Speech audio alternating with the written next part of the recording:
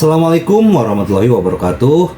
Salam sejahtera buat kita semua. Semoga kita semua dalam keadaan sehat jasmani dan rohani, tidak kekurangan satu apapun. Amin ya robbal alamin. Oke, Mimin akan melanjutkan cerita Liontin Giok Naganya. Video Ba 1356 sampai bab 1360. Kemudian, Huang Kewe dengan cepat melompat, berlari ke sisi dinding es, dan menempelkan seluruh tubuhnya ke dinding es. "Yah, nyaman," kata Huang Kewe. Di sisi lain, Sun Dafeng berteriak, "Apakah kamu baik-baik saja? Apakah kamu mencoba membunuhku?" Pada saat ini, Sun Dafeng sudah mendekati batas, dan dipaksa mundur oleh Tuan Suefu, dan sepertinya tidak mungkin naik. Ye Chong berkata, "Tunggu 30 detik lagi." Kemudian, Ye Chong menuangkan setengah botol kecil keringat ke tangannya. Pada saat yang sama, dengan pikiran di benaknya, api Dewa Naga mengembun di telapak tangannya. Saat keringat bersentuhan dengan nyala api, langsung mengeluarkan suara mendesis.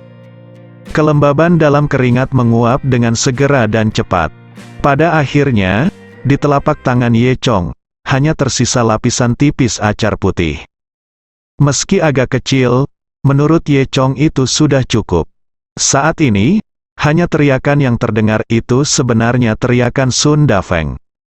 Telapak tangan besar Tuan Suefu menghantam kepala Sun Dafeng. Dia benar-benar menamparkan kepala Sun Dafeng hingga rata. Baik Huang Kewe dan Ye Chong terkejut.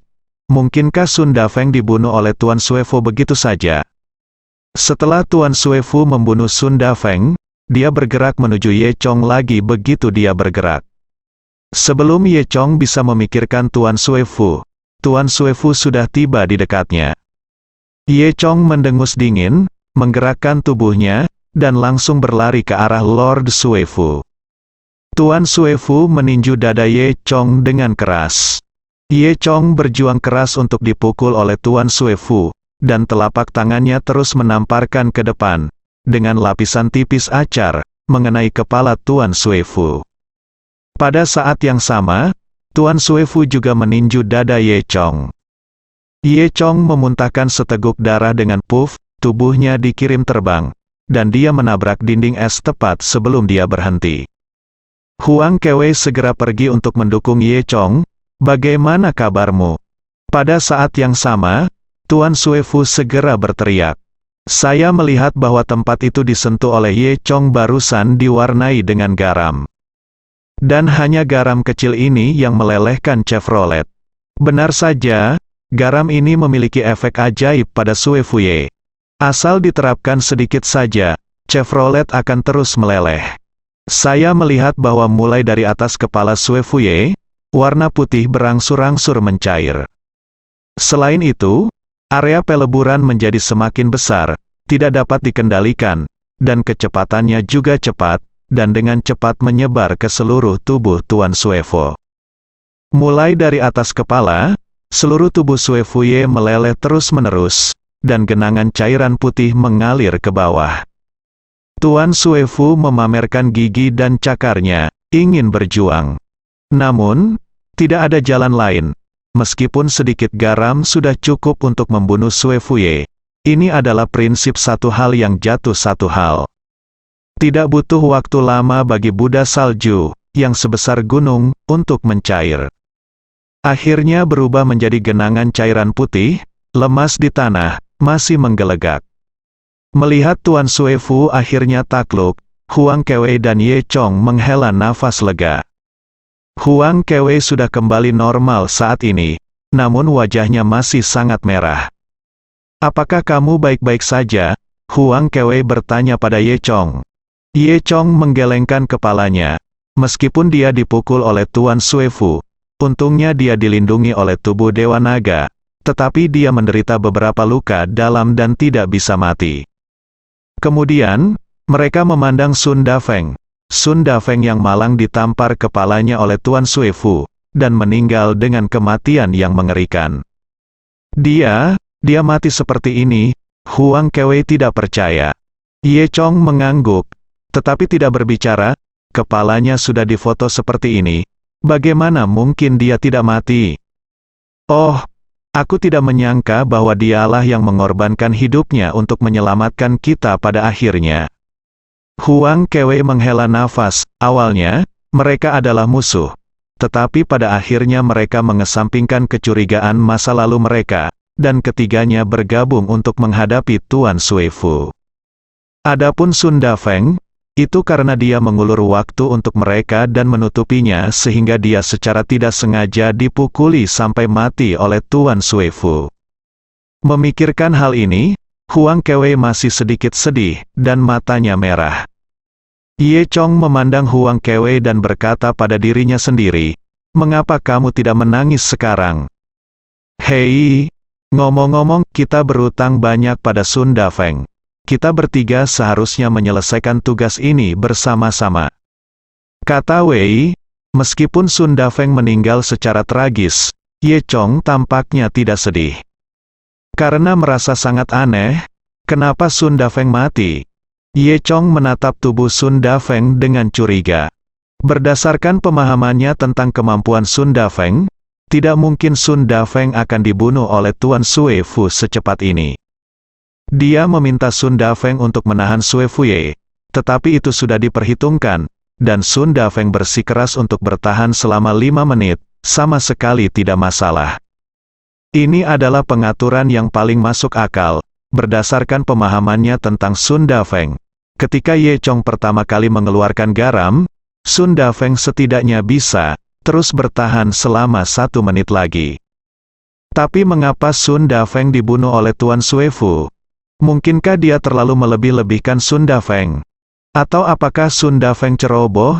Ye Chong menggelengkan kepalanya, benar-benar tidak mengerti. Huang Ke hanya terlihat sangat sedih, diam-diam menyakiti Sun Dafeng untuk sementara waktu. Kemudian, dia kembali ke penampilannya yang biasa. Karena kita telah datang ke sini, ayo pergi ke tangan mayat kristal Gletser dan ambil kembali tongkat Zen. Kemudian, keduanya berjalan ke peti mati berisi mayat kristal Gletser. Peti mati ini juga sepenuhnya transparan. Dikatakan sebagai peti mati, tetapi sebenarnya itu adalah kristal es persegi panjang yang lengkap. Di dalam kristal es, ada mayat kristal Gletser yang membeku. Tidak ada celah sama sekali pada kristal es ini. Jika ingin mengeluarkan benda yang ada di tangan mayat kristal Gletser tersebut, Anda harus memotong kristal es ini.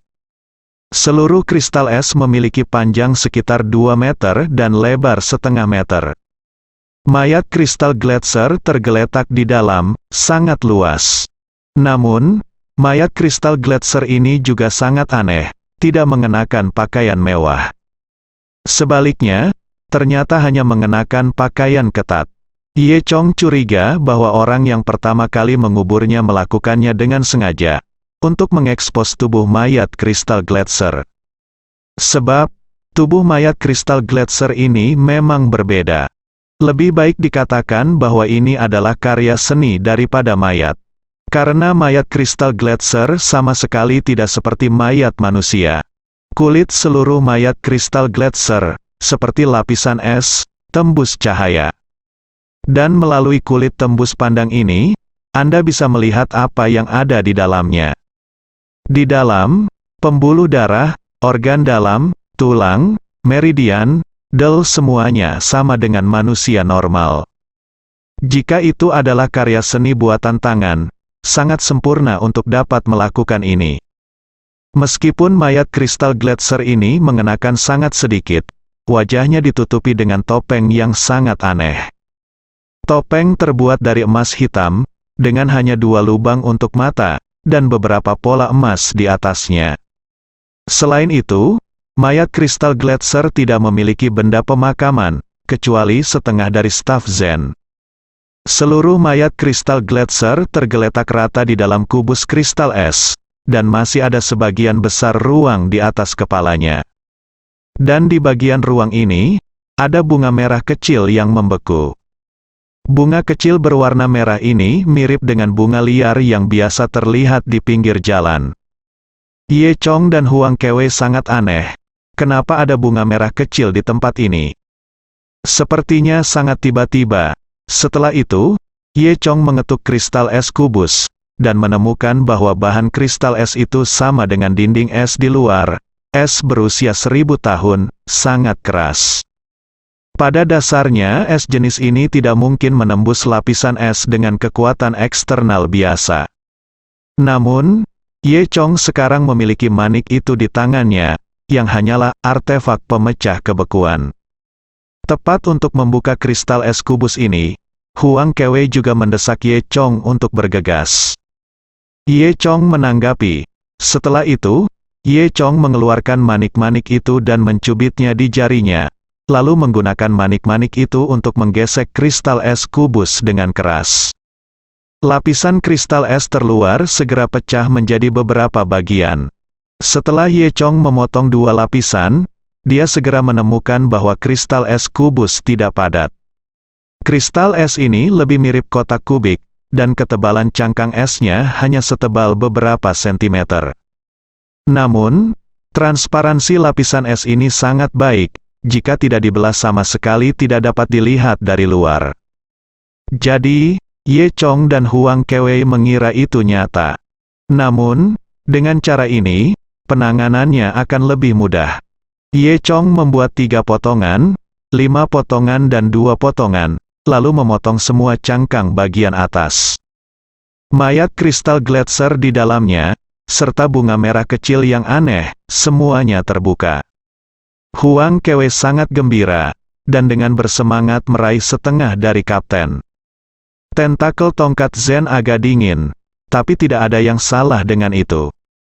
Huang Kewei dengan hati-hati membungkus tongkat Zen dan memasukkannya ke dalam ransel. Dia berkata sambil tersenyum, "Bagus, tugas kita selesai." Ye Chong tidak peduli dengan staf Zen, tapi dia sangat tertarik pada bunga merah kecil di atas mayat kristal gletser. Dia selalu merasa bahwa bunga merah kecil ini tampak agak aneh. Namun, dia tidak tahu apa yang aneh. Di sisi lain, Huang Kewei mendapatkan harta karun dan keinginannya terpenuhi. Dia tidak peduli dengan mayat kristal gletser dan bunga merah kecil. Huang Kewei berdiri, berjalan mengitari ruangan batu dengan santai, dan menggerakkan tangan dan kakinya. Dia merasakan perasaan dipanggang oleh api sebelumnya, dan dia selalu merasa sakit di tubuhnya, dan dia tidak tahu apakah itu efek psikologis. Huang Kewei berjalan ke pintu masuk lorong tembok, ingin melihat kemana arah lorong ini. Dengan tubuh sebesar Tuan Suefu, dia bisa memasuki kebebasan melalui lorong, jadi Ye Chong dan Huang Kewei tidak masalah. Dan sangat mungkin ada jalan keluar di balik lorong ini. Semakin Huang Kewei memikirkannya, dia menjadi semakin bahagia. Dia menjulurkan kepalanya, ingin melihat ke belakang lorong. Namun, lorong itu gelap gulita dan tidak ada yang bisa dilihat. Tiba-tiba, Huang Kewei merasakan sesuatu yang aneh. Di sisi lain, Ye Chong memalingkan muka dari bunga merah kecil, dan kemudian melihat mayat kristal gletser. Sekarang perhatikan baik-baik, semakin Anda melihatnya, semakin halus jadinya. Ye Chong tidak tahu, apakah benar ada pengrajin yang terampil di dunia ini. Bisakah itu dibuat, sebuah karya seni seperti mayat kristal gletser? Melihat dengan hati-hati tubuh mayat kristal gletser, bahkan sehelai rambut dan kapiler kecil sangat halus, persis sama dengan tubuh manusia normal. Ye Chong menatap topeng emas hitam itu dengan rasa ingin tahu. Dia berpikir dalam hati, karena bagian dalam tubuh Glacier Crystal Corps dibuat dengan sangat halus, akan seperti apa wajahnya. Memikirkan hal ini, Ye Chong mengulurkan tangannya, meraih topeng Glacier Crystal Corps, dan kemudian dia mengangkat topengnya. Saat Ye Chong melepas topengnya, sepertinya ada embusan angin bertiup di dalam gua. Dan di suatu tempat dalam kegelapan, terdengar teriakan. Ini bukan apa-apa, yang lebih menakutkan adalah ketika Ye Chong melihat wajah mayat kristal gletser, jantungnya berdetak kencang dan punggungnya terasa dingin. Ye Chong cukup berani. Bahkan ketika dia biasanya bertemu dengan beberapa hantu, dia tidak akan ketakutan seperti ini. Namun, Wajah mayat kristal Gletser ini benar-benar mengejutkannya. Karena, mayat kristal Gletser ini hanya memiliki wajah yang sama dengan Huang Ke. Ye Chong memiliki ilusi bahwa yang terbaring di kristal es adalah Huang Kewe yang asli. Apa yang terjadi di sini? Kenapa mayat kristal Gletser ini memiliki wajah Huang Kewe? Ye Chong bingung. Perubahan Ye Chong menarik perhatian Huang Kewe. Huang Kewe sedang berdiri di pintu keluar lorong saat ini, berbalik dan bertanya pada Ye Chong. Ada apa? Apa yang kamu lakukan? Apakah kamu menemukan sesuatu? Nadanya sangat ringan. Ye Chong berkata, tidak ada apa-apa. Apa yang kamu lakukan? Apa yang kamu temukan? Jawab aku. Tiba-tiba, nada suara Huang Kewe menjadi sangat dingin. Rambut Ye Chong berdiri tegak saat mendengar nada suara Huang Kewe. Tampaknya begitu kata-kata ini diucapkan, suhu di seluruh ruangan batu turun sedikit. Karena dia belum pernah mendengar Huang Kewe berbicara dengan nada dingin seperti itu. Sebelum Ye Chong bisa bereaksi, dia hanya merasakan embusan angin datang dari belakangnya.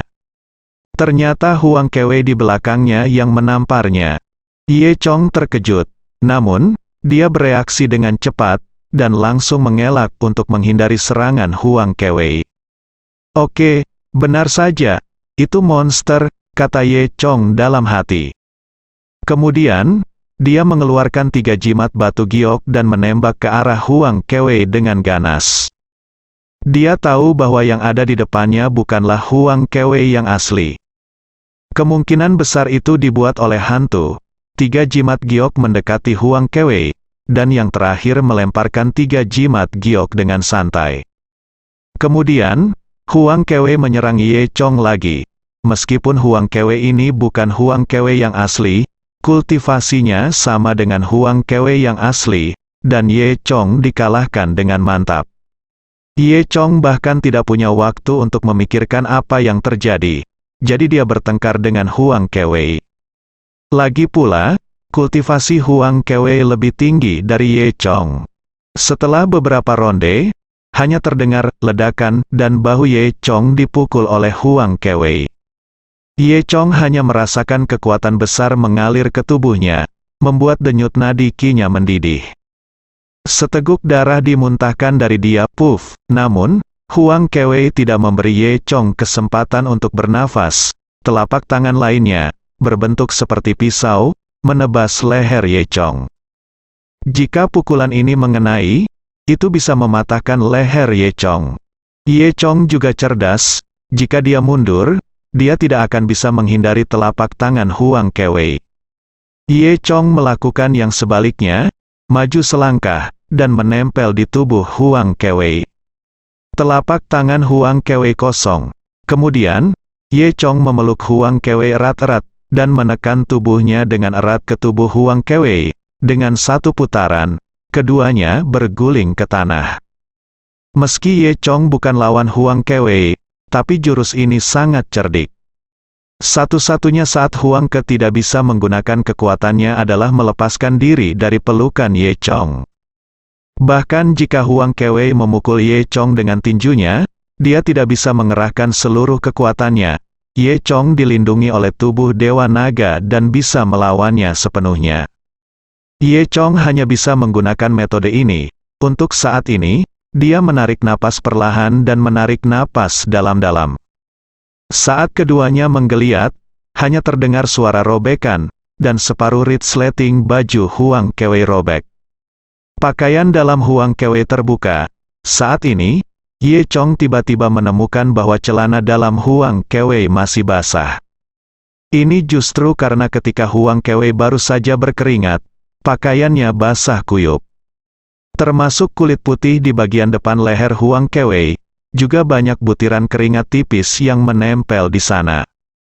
Jantung Ye Chong berdetak kencang, yang berarti yang ada di depannya adalah Huang Kewe yang asli. Kalau tidak, bagaimana dia bisa basah? Dia menyadari bahwa segala sesuatu tampaknya tidak seperti yang dia bayangkan. Tapi kenapa Huang Kewe akan menyerang dirinya sendiri? Dan mengapa Wajah mayat kristal Gletser itu persis sama dengan wajah Huang Ke saja. Siapakah Huang Kewe yang sebenarnya? Ketika Ye Chong dalam keadaan linglung, Huang Kewe memutar tubuhnya dan membawa Ye Chong berkeliling. Kepala Ye Chong baru saja mengenai cangkang kristal es yang berisi mayat kristal Gletser dengan dentang. Ye Chong mengeluarkan aduh dari rasa sakit. Dia merasa kepalanya telah dikeluarkan dari tas. Untungnya, itu adalah tubuh Dewa Naga. Jika diganti dengan kepala orang biasa, mungkin akan hancur berkeping-keping.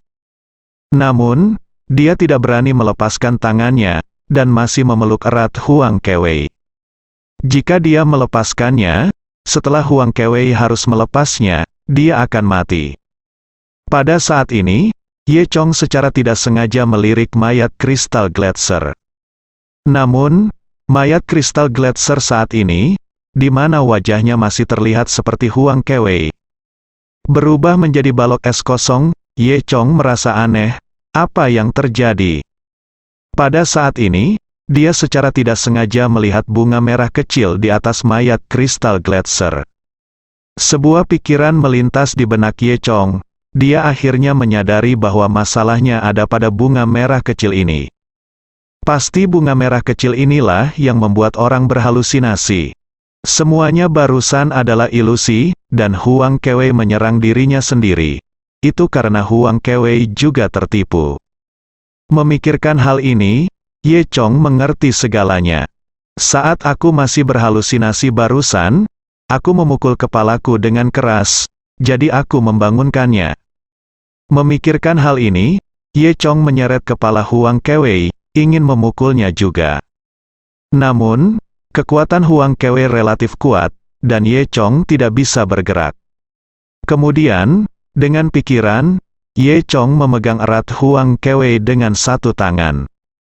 Kemudian dengan tangan lainnya, dia mengeluarkan pil dari metode luar angkasa. Huang Kewe berjuang mati-matian, dan lubang di jaketnya menjadi semakin besar. Kekuatannya bahkan lebih besar dari Ye Chong, dan dia berjuang keras. Di saat kritis, Ye Chong memasukkan pil itu ke mulut kecil Huang Kewe. Namun, Huang Kewe berjuang dan tidak mau menelan pil sama sekali.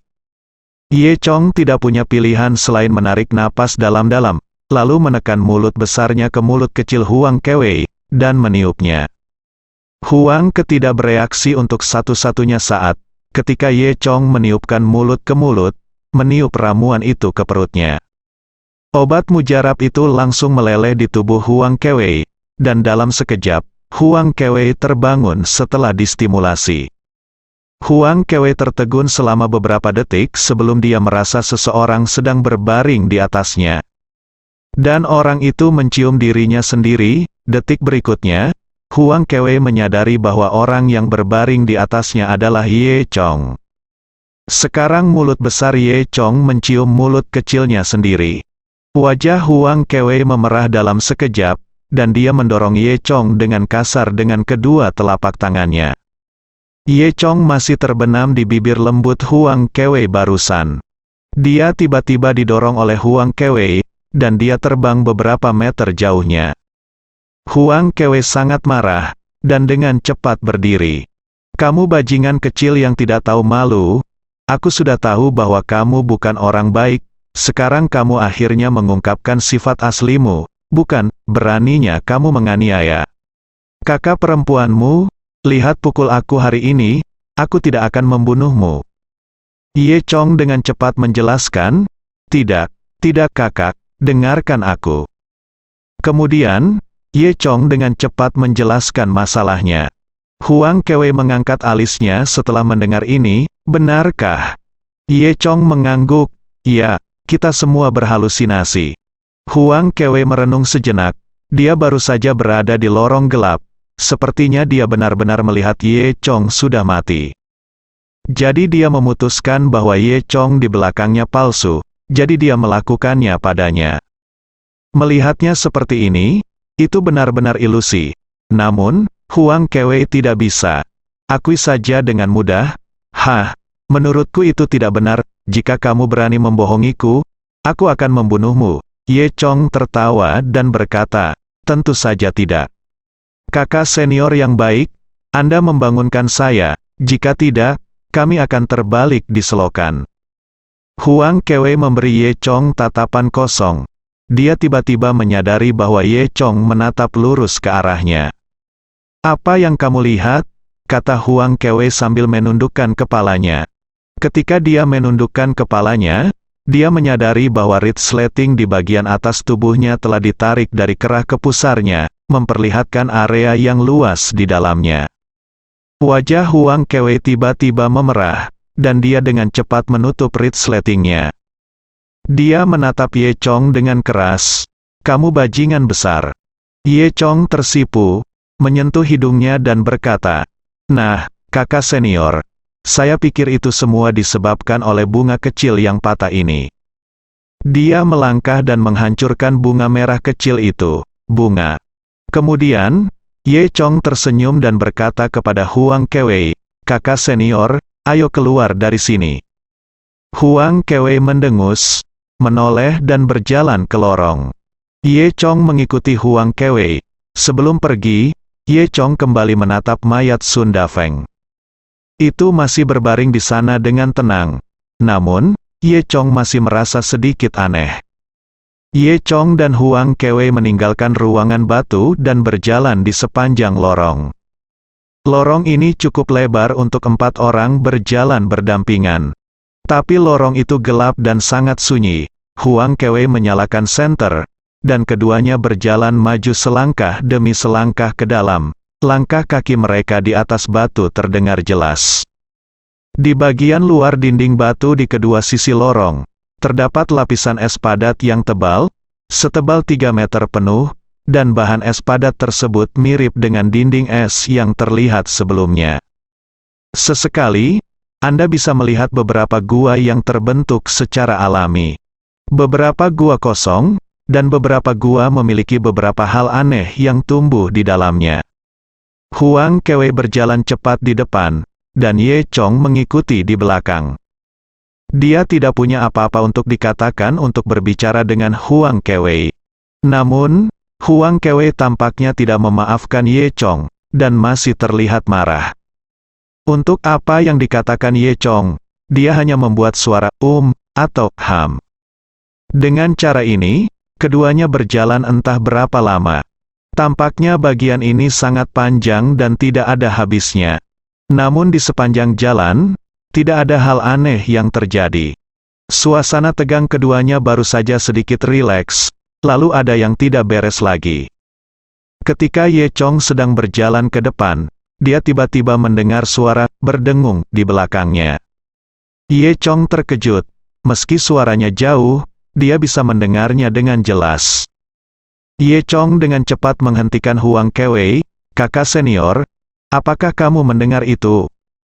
Tentu saja Huang Kewe juga mendengar suara ini. Suara dengung ini begitu akrab bagi mereka. Meski suaranya tidak nyaring, namun sangat menusuk telinga, bahkan menakutkan. Wajah Huang Kewe sedikit berubah. Ini tidak akan terjadi lagi. Ye Chong mengangguk. Inilah suara yang dibuat oleh Firefly of Hades. Bagaimana mungkin? Mungkinkah kunang-kunang dari dunia bawah itu telah menembus kulit domba itu? Tanya Huang Kewe. Ye Chong juga merasa bahwa ini tidak mungkin. Namun, suara dengung di belakangnya semakin dekat, dan dia tidak lagi diizinkan untuk memikirkannya. Pada saat ini, ketika mereka berdua menoleh ke belakang, mereka samar-samar dapat melihat ada cahaya merah yang bersinar di kejauhan dari lorong yang gelap. Benar saja, kunang-kunang dunia bawah itu terbang ke arah mereka. Ye Chong diam-diam berkata, "Tidak, ayo lari." Sebenarnya, Ye Chong tidak perlu mengingatkannya.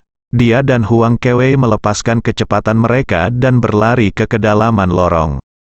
Keduanya tidak lari beberapa meter, dan lampu merah di belakang mereka menjadi semakin terang. Kunang-kunang dunia bawah hendak mengejar mereka berdua. Pada saat ini, Ye Chong memperhatikan ada gua batu lain tidak jauh di depan, di sebelah lorong. Gua batu cekung ke dalam, dan ruang sekitar 3-5 meter membentuk ruang batu kecil. Ye Chong tidak tahu mengapa, jadi dia langsung mengeluarkan manik, yang disebut artefak pemecah es, dan kemudian membantingnya ke arah atas pintu masuk gua batu. Manik ini tidak hanya ampuh dalam memecahkan es, tapi juga sangat efektif dalam mengatasi batu. Begitu manik-manik itu mengenai, seolah-olah sebuah bom meledak di dinding batu, dan batu-batu besar yang bercampur dengan lapisan es berjatuhan satu demi satu. Ketika batu itu jatuh, itu bisa menghalangi ruang batu, cukup untuk mengisolasi cacing api dunia bawah itu. Ye Chong berkata, "Ayo bersembunyi di dalam." Setelah itu, Ye Chong mengambil tangan Huang Kewei dan berlari ke dalam kamar batu yang runtuh. Pada saat yang sama, batu-batu besar terus berjatuhan. Menantang hujan batu, keduanya akan masuk ke kamar batu. Sebagian besar tubuh Ye Chong sudah masuk. Pada saat ini, Huang Kewei melepaskan diri dari lengan Ye Chong dengan kekuatan yang tiba-tiba. Ye Chong sudah memasuki ruang batu. Tidak bagus. Ye Chong diam-diam berkata, dia secara tidak sadar berpikir bahwa Huang Kewei mungkin secara tidak sadar membebaskan dirinya karena dia takut batu itu jatuh dari atas kepalanya. Ketika Ye Chong ingin kembali untuk menarik Huang Kewei, sudah terlambat. Dia hanya mendengar ledakan, dan tumpukan batu jatuh, menghalangi pintu masuk ruang batu. Ye Chong ada di dalam, dan Huang Kewei ada di luar. Batu-batu besar itu dikemas rapat, hanya menyisakan 2 celah kecil. Awalnya, jika mereka semua bersembunyi di dalam dan memblokir 2 celah, kunang-kunang Hades di luar tidak akan bisa masuk. Tapi sekarang, Huang Kewei masih di luar, sudah terlambat. Huang Kewei akan diserang oleh kunang-kunang dari dunia bawah. Ye Chong cemas, tapi dia merasa sedikit aneh.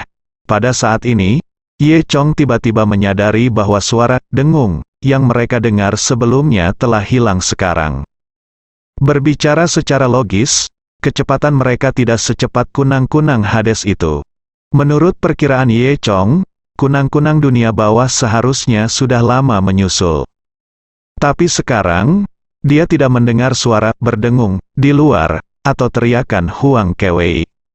Ini menunjukkan bahwa cacing api dunia bawah itu tidak mengejar mereka.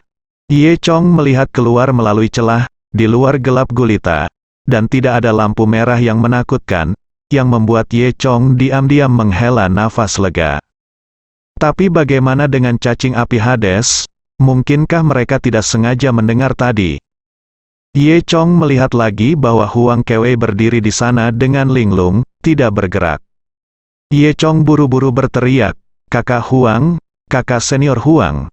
Dia berteriak 2 kali, tetapi tidak ada jawaban. Ye Chong merasa sedikit aneh di hatinya. Mengapa Huang Kewei tidak berbicara? "Kakak Huang, apakah kamu baik-baik saja? Apa yang kamu lakukan di sana?" Ye Chong bertanya lagi. Saat ini, Huang Kewei menatap Ye Chong. "Ye Chong, aku baik-baik saja. Biarkan aku masuk." Huang Kewei tampak sedikit kesal ketika dia berbicara. "Ye Chong, kamu melarikan diri sendirian, meninggalkanku di sini untuk mati." Ye Chong tercengang, berkata, "Ada apa dengan Huang Kewei?" Huang Kewei berkata lagi, "Kamu biarkan aku masuk juga." Ye Chong melihat sekeliling dan melihat bahwa tidak ada bahaya. "Jangan khawatir, aku akan menggali batu itu dan menyelamatkannya sekarang," kata Ye Chong. Kemudian dia mengeluarkan manik itu lagi. Namun, setelah Ye Chong memahat keras dengan manik-manik 2 kali, tumpukan batu itu tidak merespon sama sekali. Dengan kata lain, tumpukan batu yang dibekukan oleh es tidak merespon. Faktanya, jika itu hanyalah sebuah batu besar, Ye Chong bisa menghancurkannya dengan 1 pukulan. Namun, permukaan luar batu itu membeku dengan es beberapa sentimeter, jadi Ye Chong tidak punya pilihan selain menggunakan manik-manik. Namun, manik-manik tersebut tidak berfungsi dengan baik sekarang. Hati Ye Chong tenggelam, mungkinkah manik itu rusak? Jika demikian, Itu akan sangat buruk, tidak bisakah dia dikubur hidup-hidup di sini? Memikirkan hal ini, Ye Chong dengan cepat mengambil manik itu dan melihatnya dengan hati-hati. Dia menemukan bahwa awalnya, pola naga yang sangat jelas di dalam manik itu tampak agak redup sekarang. Namun, yang membuat Ye Chong lega, pola naga itu berangsur-angsur pulih dan menjadi semakin cerah. Ye Chong menebak dalam hatinya bahwa mungkin manik ini perlu diisi ulang.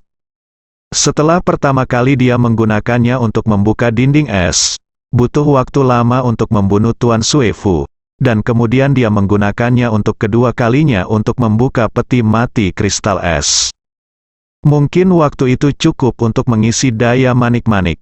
Tapi sekarang, dia baru menggunakannya sekali, dan dia harus segera menggunakannya lagi. Manik-maniknya belum pulih, jadi tidak mudah digunakan. Setelah mengetahui hal ini, Ye Chong juga menghela nafas lega. Dia melihat lebih dekat pada manik itu, dan dia tidak menyangka bahwa manik yang dia dapatkan secara tidak sengaja cukup ajaib. Karena pola naga di dalam manik, Ye Chong memutuskan untuk memanggil bola naga manik ini. Ye Chong kemudian mengabaikan manik itu dan ingin melihat pemandangan di dalam gua. Pada saat ini, suara Huang Kewe terdengar dari luar lagi. Ye Chong, apakah kamu memperlakukanku seperti ini? Biarkan aku masuk dengan cepat. Apa yang ada di dalam? Nada suara Huang Kewe bahkan bisa menggunakan histeria untuk menggambarkannya. Ye Chong sangat terkejut. Apa yang terjadi pada Huang Kewe? Mengapa Anda harus buru-buru masuk, peduli dengan apa yang ada di dalamnya? Saat Ye Chong berpikir, dia tanpa sadar melirik ke dalam. Tidak masalah, itu hampir membuat hati Ye Chong takut. Jantungnya melompat ke tenggorokannya. Dia melihat bahwa di ruangan batu ini, sebenarnya ada mayat yang tergeletak di sana. Dan mayat ini bukan milik orang lain, ini milik Huang Kewe. Ye Chong sangat terkejut. Nah, apa yang terjadi di sini? Mungkinkah Huang Kewe telah lama terbunuh? Jika ini Huang Kewe, lalu siapakah Huang Kewe di luar? Pada saat ini, Huang Kewe di luar berteriak lagi, "Biarkan aku masuk, biarkan aku masuk." Suara itu terdengar sedikit gila. Ye Chong tidak tahu bagaimana menjawabnya. "Ye Chong, apa yang kamu lihat di dalam? Katakan padaku." Huang Kewe bertanya. Ye Chong berkata, "Tidak ada. Aku tidak melihat apa-apa." Huang Kewe berkata lebih gila lagi, "Biarkan aku masuk. Biarkan aku masuk." Kemudian, Huang Kewe mulai mendorong dengan keras. Dia menepuk kerikil, seolah-olah dia ingin menghancurkan kerikil menjadi berkeping-keping. Suara Huang Kewe menjadi semakin tajam dan histeris. Setelah hampir 1 menit, Huang Kewe mendengarkan, dan dia sepertinya menyadari bahwa dengan kekuatannya, dia tidak dapat membuka baji batu sama sekali. Setelah itu, mata Huang Kewe melihat ke dalam melalui celah di batu. Namun, retakan pada batu itu tidak sebesar itu, dan Huang Kewe hanya bisa melihat sebagian tubuh Ye Chong. "Ye Chong, apa yang kamu lihat di dalam? Biarkan aku masuk," kata Huang Kewe. Ketika Ye Chong melihat mata Huang Kewe, dia ketakutan lagi.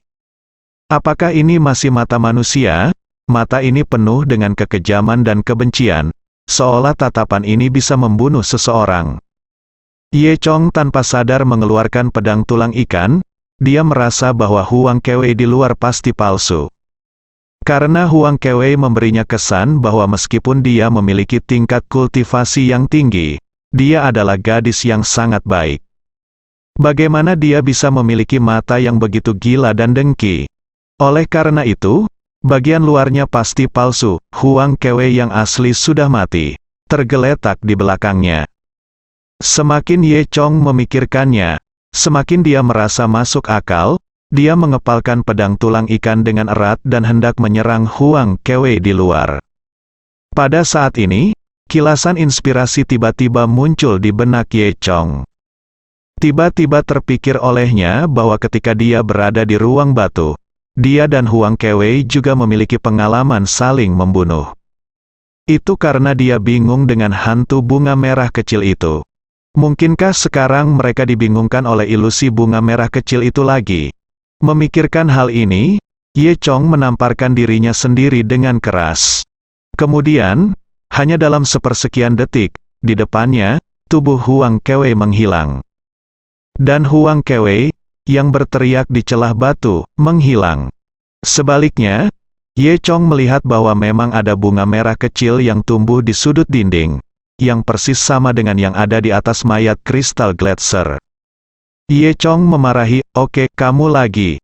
Saat dia berbicara, dia menghancurkan bunga merah kecil itu. Pada saat ini, Ye Chong mendengar suara Huang Kewei. Ye Chong, apakah kamu di dalam? Apakah kamu baik-baik saja?" Suara Huang Kewei terdengar normal. Ye Chong menjawab, "Saya di sini, kakak senior." "Huang, apakah Anda baik-baik saja?" Huang Kewei berkata, "Saya baik-baik saja, Anda adalah satu-satunya. Apa yang terjadi dengan Anda barusan? Bagaimana cara memulai?" "Oh, lupakan saja, ayo kita keluar dulu." Huang Kewei berkata, "Sekarang kamu dorong ke dalam, dan aku akan mendorong keluar dengan keras untuk melihat apakah ada cara untuk memindahkan batu-batu ini terlebih dahulu." Ye Chong saat ini hanya memikirkan bola naga. Dia mengeluarkan bola naga dan melihatnya pola naga di dalam manik sudah sangat jelas, dan sepertinya sudah terisi penuh. Dia berkata kepada Huang Kewei, "Kakak Huang, saya punya solusi, Anda berdiri agak jauh dulu." Huang Kewei tidak bertanya lagi, dan bersembunyi sedikit lebih jauh. Kemudian, Ye Chong menghancurkan bola naga di batu besar.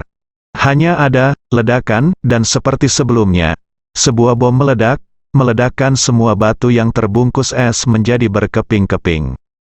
Batu besar yang menghalangi pintu masuk ruang batu runtuh dengan tabrakan, memperlihatkan lubang besar, dan Ye Chong keluar dari ruang batu. Huang Kewei juga menghela nafas lega saat melihat Ye Chong keluar. Huang Kewei berkata, "Ye Chong, kamu benar-benar membuatku takut sampai mati. Mengapa kamu tiba-tiba melarikan diri? Lalu kamu mengubur dirimu hidup-hidup di lubang ini." Baru kemudian Ye Chong tahu bahwa ternyata dia sudah lama telah disihir oleh bunga merah kecil. Kunang-kunang dunia bawah sebelumnya juga merupakan ilusi yang diciptakan oleh bunga merah kecil. Ye Chong dikendalikan oleh ilusi dan mengubur dirinya hidup-hidup di tempat ini. Untungnya, dia bangun tepat waktu, kalau tidak dia tidak tahu masalah apa yang akan terjadi lagi. Namun, Ye Chong bertanya-tanya, apakah Huang Kewei tidak tersihir oleh bunga merah kecil itu? Ye Chong bertanya, "Kakak Huang, apakah Anda tidak memperhatikan kelainan itu?" Huang Kewei menggelengkan kepalanya, "Saya hanya berpikir Anda tidak normal." Segera, Ye Chong tiba-tiba menyadari, pasti karena Huang Kewei meminum pilnya. Tampaknya pasangan ramuan ini selalu bisa melawan hantu bunga merah kecil. Memikirkan hal ini, Ye Chong buru-buru meminum pil untuk dirinya sendiri, agar tidak dikendalikan oleh hantu bunga merah kecil itu lagi. Pada saat ini, Huang Kewei bertanya lagi, "Ngomong-ngomong, saya tidak punya waktu untuk bertanya kepada Anda sebelumnya. Harta macam apa milik Anda, yang dapat dengan mudah menembus lapisan es yang begitu keras?" Ye Chong mengangkat bahu. Dia tidak tahu harta macam apa Dragon Ball ini. Itu diberikan kepadanya oleh Bugatti dari keluarga B. Tetapi dia tidak menganggapnya serius. "Saya tidak berharap itu sangat berguna sekarang." Huang Kewei juga berkata, "Ya, hari ini berkat manik ini." Setelah itu, keduanya terus bergerak maju di sepanjang lorong. Sekitar 2 jam lagi, keduanya akhirnya melihat akhir dari bagian itu. Di sana, ada sedikit cahaya, menandakan bahwa itu adalah jalan keluar. Huang Kewei berkata dengan penuh semangat, "Hebat, kami akhirnya lolos." Kemudian, keduanya mempercepat langkah mereka, dan dalam beberapa menit, mereka keluar dari pintu keluar di ujung lorong. Saat keduanya melihat tempat keluarnya, ternyata di kaki gletser besar, tidak jauh. Ye Chong dan Huang Kewe lewat di sini saat mereka berada di gunung es besar. Mereka berdua tidak menyangka bahwa mereka berbalik dan kembali ke sini lagi. Namun, bagaimanapun juga, gletser besar itu akhirnya ditemukan. Mereka lolos dari longsoran salju, lolos dari bak api dunia bawah, dan lolos dari Sui Fuye. Mereka akhirnya menyelesaikan misi ini tanpa bahaya. Namun, keduanya telah menghabiskan banyak kekuatan fisik selama perjalanan ini.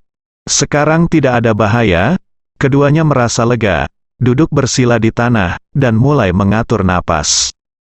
Sambil menyesuaikan napas, keduanya mulai mengobrol. Huang Kewe menghela nafas dan berkata, "Hei, sayang sekali, jika Sun Dafeng tidak mati, mungkin aku bisa memberinya bagian dari hadiah misi." Begitu Huang Kewe selesai berbicara, ledakan tawa hahaha tiba-tiba terdengar dari belakangnya. Kemudian, seorang pria keluar dari gua tempat mereka baru saja keluar. Itu adalah Sun Dafeng. Huang Kewe dan Ye Chong tertegun, mengapa Sun Dafeng tiba-tiba muncul? Ye Chong bahkan bertanya-tanya apakah dia dibingungkan oleh hantu bunga merah kecil itu lagi. Huang Kewe bertanya, "Kamu, bukankah kamu mati? Bagaimana kamu hidup kembali?" Sun Dafeng tertawa dan berkata, "Sepertinya kamu benar-benar ingin aku mati, tetapi tidak mudah menginginkanku mati." Ternyata Sun Dafeng ini sebenarnya menipu kematiannya. Ketika dia berurusan dengan Tuan Suefu sebelumnya, seperti perkiraan Ye Chong, dia masih bisa bertahan sebentar. Namun, Sun Dafeng selalu memiliki keraguan di dalam hatinya. Dia melihat Ye Chong dan Huang Kewe yang masih bergerak. Dia curiga Ye Chong dan yang lainnya menyakitinya. Oleh karena itu, Sun Dafeng menggunakan tipuan menipu kematian dengan melepaskan diri dari cangkang jangkrik emas, bersambung.